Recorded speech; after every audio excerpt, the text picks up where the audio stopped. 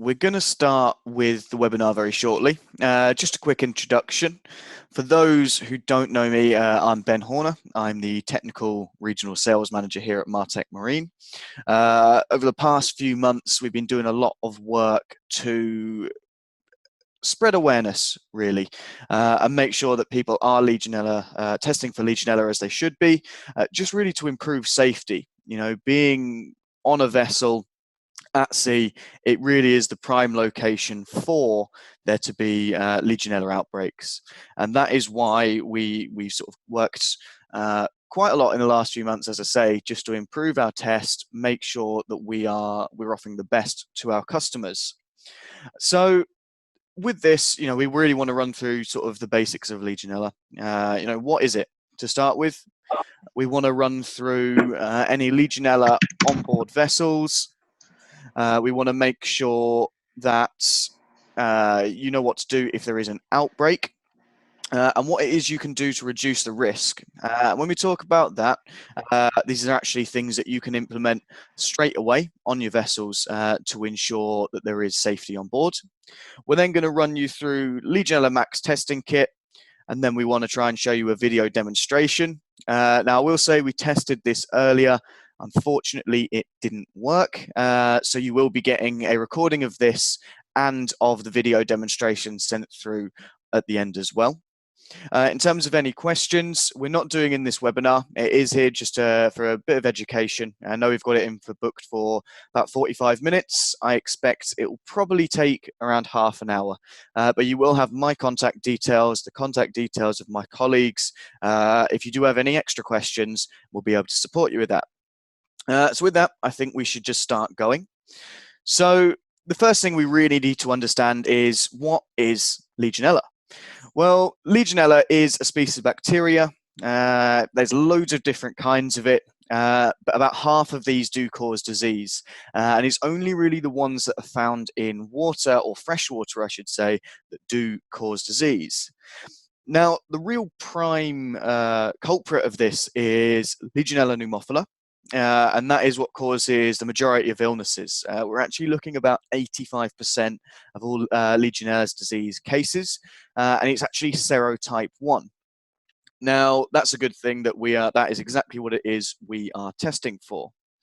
Like I say, it's found in most fresh sources around the world, but it is hard to detect. Now, there's a number of reasons for this. The first is it has an almost dormant state. So VBNC, that's viable but not culturing.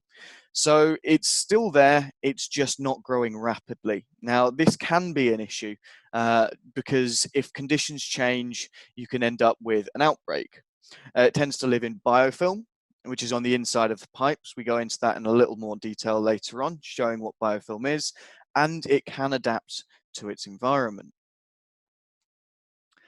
So like I say, it grows on the biofilm inside your pipes. Now, if you've ever seen the inside of a shower, you take the shower head off, you'll probably see some kind of slime or residue.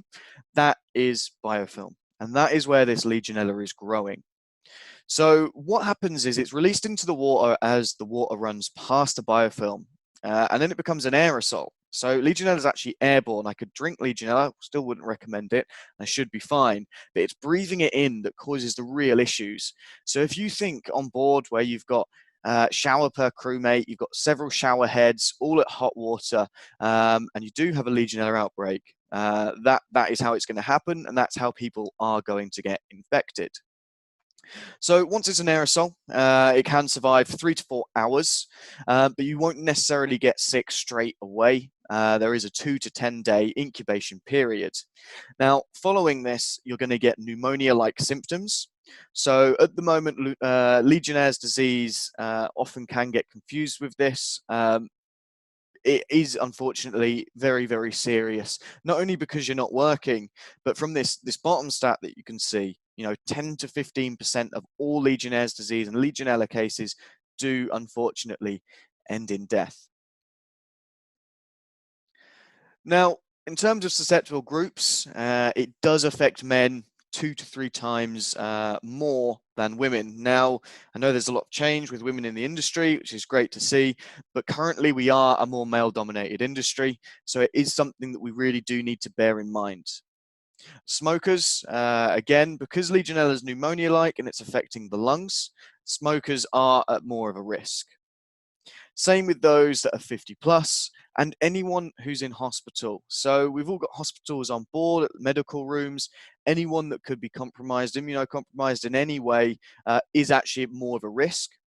There is actually another issue with hospital rooms, and I will go into that a little bit later on. And that's to do with the showers in there and how often they're actually used. Now, I know that we've said that Legionella can end in death and it's got pneumonia-like symptoms, but that isn't the end of it. It isn't a quick thing to suffer from Legionella or Legionnaire's disease, and then you're just better and good to go again. 75% of people have experienced fatigue. That's 3/4 of all people experience some kind of fatigue. Now, this could have drastic effects, not just for crew members, but for anybody who's potentially visiting these vessels, so superintendents, fleet managers, anyone like that. Because if you catch Legionella, not only are you going to have a long hospital stay, we're probably looking around a month for that, but you may not necessarily be able to return to work afterwards due to these long-term effects. And it has been noted that these can actually last upwards of a year. It's also worth noting that there's some neurological symptoms and neuromuscular symptoms, still very, very high percentages, more than 60%, effectively 2/3 of all people are experiencing this. And then 7 out of 8 survivors actually experience health-related quality of life issues. So it could be any of the above, but essentially it's meaning that they are no longer able to enjoy life as they normally would. They may not be able to go back to work. They may not be able to provide for their families. So it really is something that we need to be testing for, we need to be looking out for, and we need to be reducing the risk of.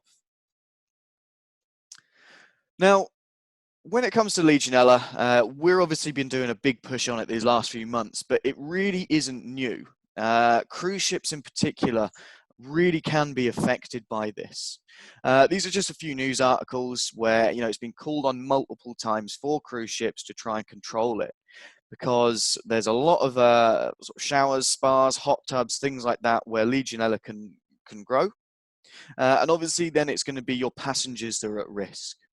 Now, I didn't really want to talk about coronavirus on this, obviously with it affecting the world so badly, but I really must say, if you're unable to sail at the moment, because Legionella lives in biofilm and in stagnant water, and you're unable to sail, and you're not getting the number of passengers or the number of crew using the water faucets, keeping that water flow running, I really do implore you to test before you start sailing again, because the risk of Legionella is going to increase dramatically just because you've got stagnant water. So I don't want to go on to that too much with coronavirus, but there is going to be an after effect of this. So you really do need to be planning ahead once you are able to start sailing again.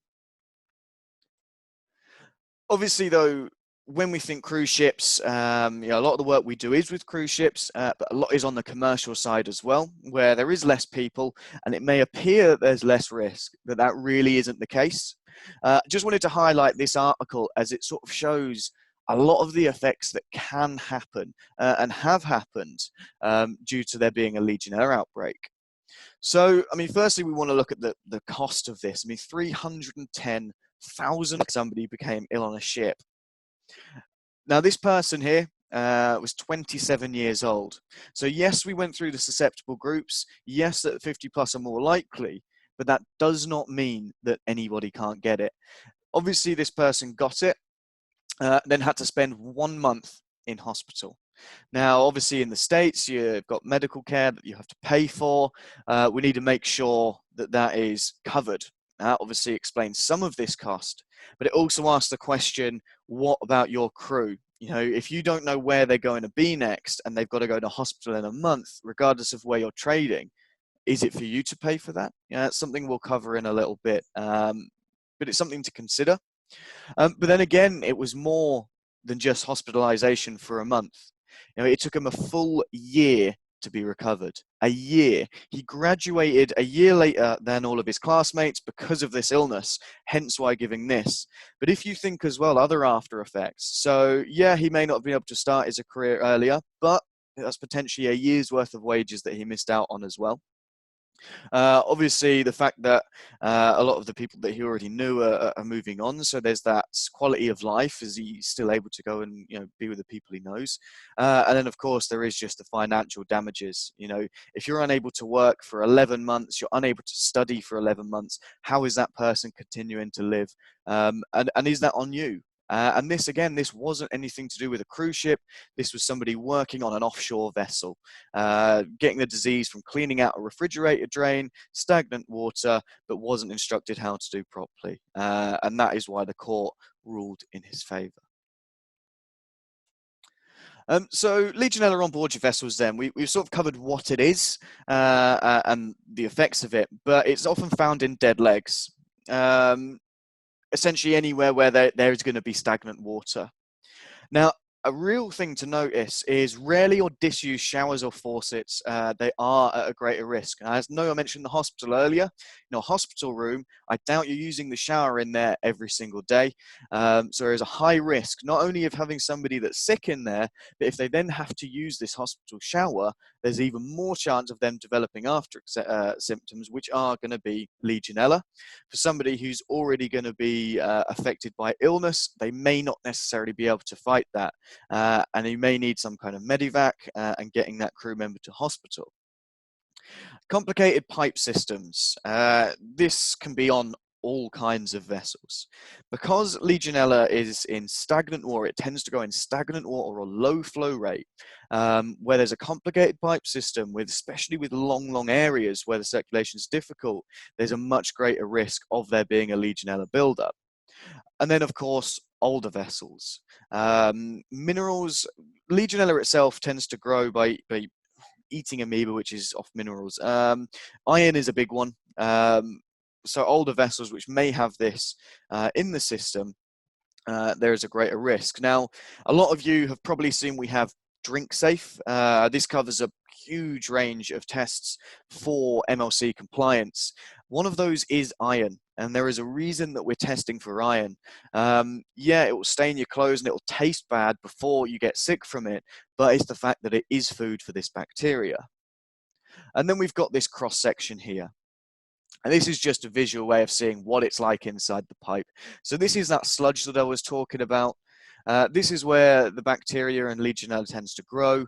As the water is stagnant, it can grow more. As it starts to flow, what happens is it breaks off. That's when it gets heated in your showers by the boiler, and that is how it's then breathed in. So like I said, there's some questions that you really do need to answer if there is an outbreak. I think it's something that you should definitely look forward and understand if you're putting together, and when, in fact, I should say, you're putting together a water maintenance plan. Now, a lot of these I cannot answer for you. It's just something that you're going to know. So the first side, we've got financial damages. Will there be any legal recourse or settlements that you need to pay for? We've seen that it has happened with a gentleman on board the offshore vessel. Is that something that you're going to have to do as well? Now, obviously, we've got the sickness. How much is it going to cost to have a third party clean your system? Are you able to do it yourself? I'm sure you'll have been doing some cleaning, so has it worked? There's a lot of questions you need to answer. And I have seen the costs of some third parties. They tend to start minimum around 10,000 euros. So that's what, about $12,000. How long is it going to take to clean? Well, this is obviously going to depend on the size of your vessel, the size of the accommodation area. But if you can't sail because you're cleaning, or you can't have crew on board with access to water, so you're not going to be MLC compliant, what are going to be your loss of earnings? If you're having to take crew off, do you still need to pay them because they're unable to work due to this? A lot of questions. And then, of course, there's a medical bills for the crew and passengers that are affected. Now, yes, you have a medical chest on board and that room, but we've already seen that even though you can get it on board the vessel, that is not where it can be contained by being looked after.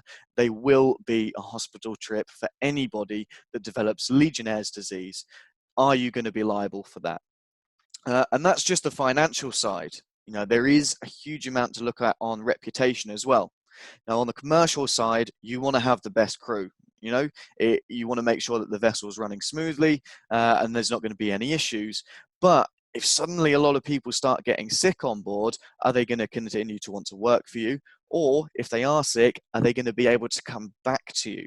Just because of the time frame, like I say, we're looking at a year before they can start fully working again. On cruise ships, like I say, we've seen this a lot. Who's going to want to go on board a vessel that has confirmed outbreak of Legionella?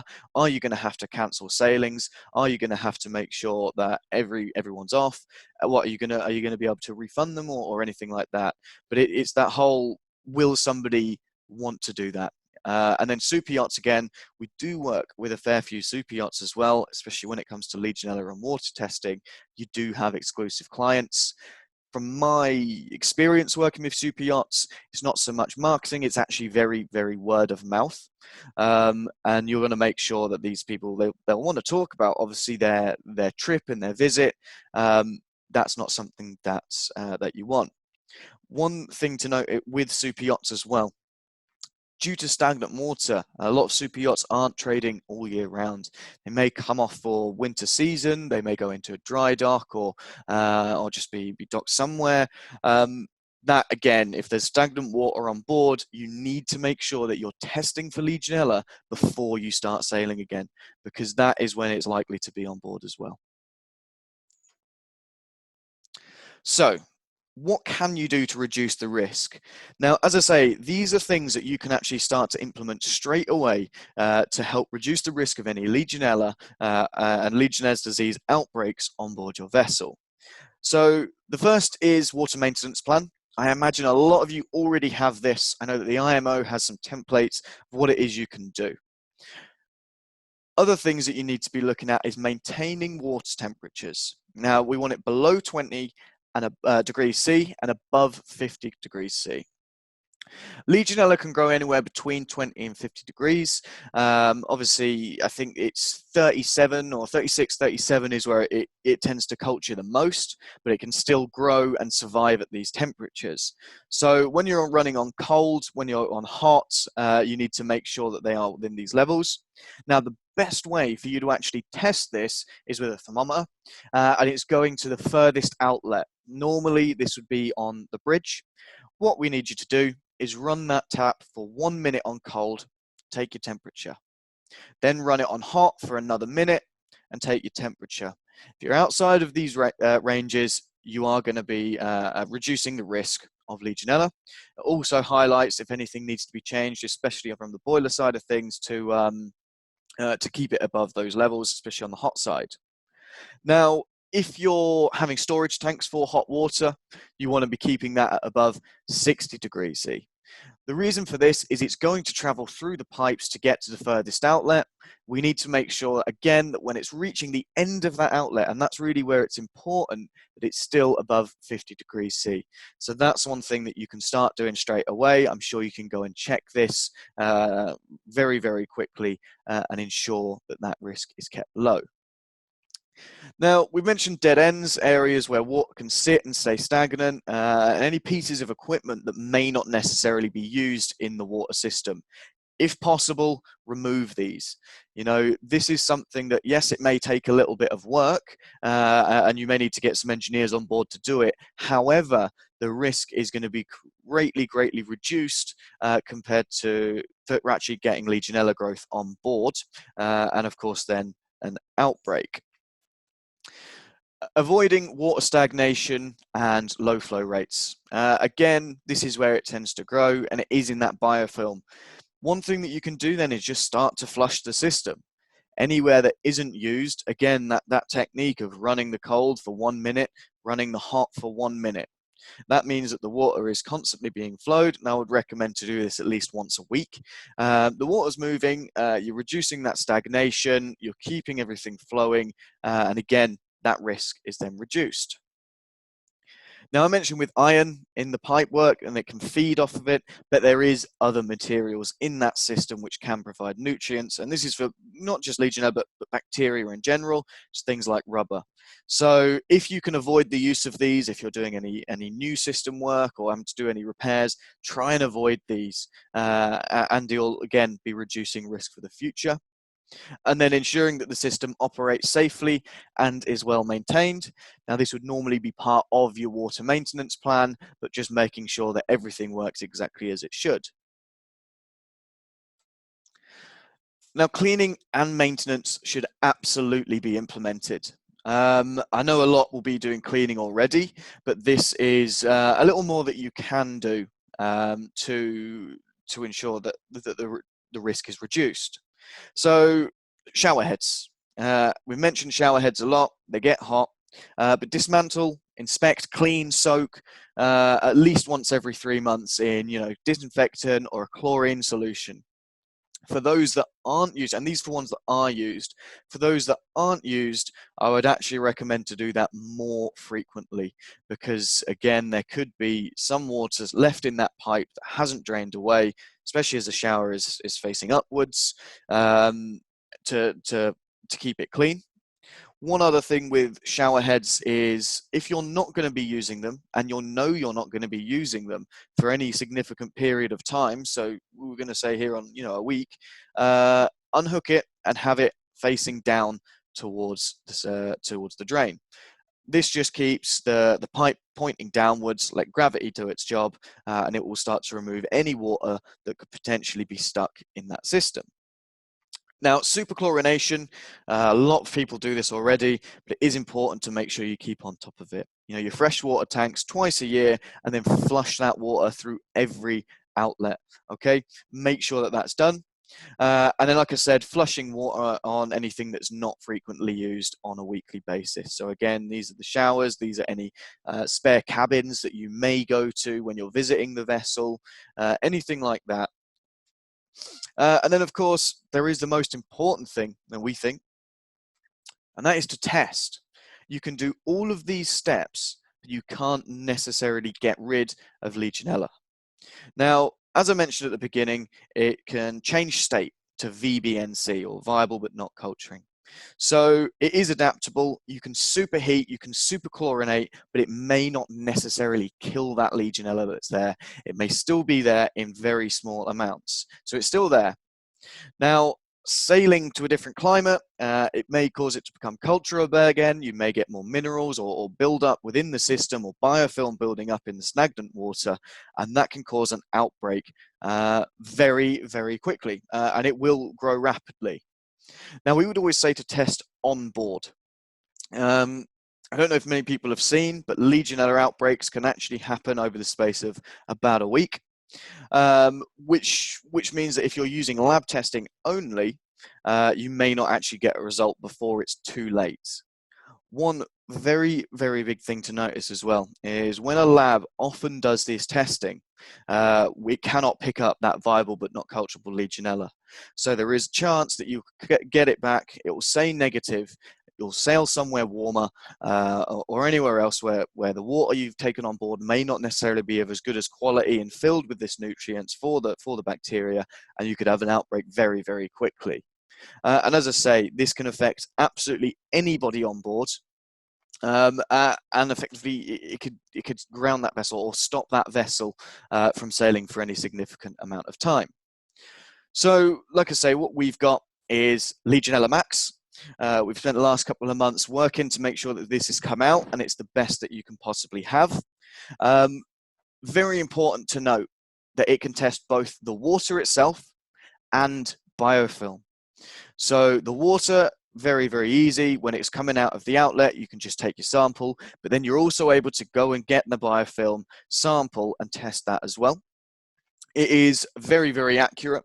100 CFU per litre and 200 CFU per litre respectively. That's actually more than 100 times more accurate than our old tests, because we need to make sure that we're catching that early. Now, an outbreak, looking at those numbers, can actually happen at around 1,000 CFU, and that's when people can start to get sick. So by testing it a lot sooner, you can actually put in the corrective measures that you need to and start cleaning way, way sooner. So rather than being reactive when somebody's become ill, you can be very proactive and stop that sickness potentially happening altogether. Time. Now, we mentioned time in the previous slide. 2 weeks is too long and an outbreak can happen. Now, with this test, you can get a result in about 35 minutes, and that is testing for Legionella pneumophila serotype 1, so the one that caused 85% of all illnesses. Now, it will give you a presence or an absence, so it's a really good visual cue just to say, yes, got it, right. We don't need to worry about anything else. We just need to make sure that we're cleaning this or absence. And this is something that you can test at multiple outlets.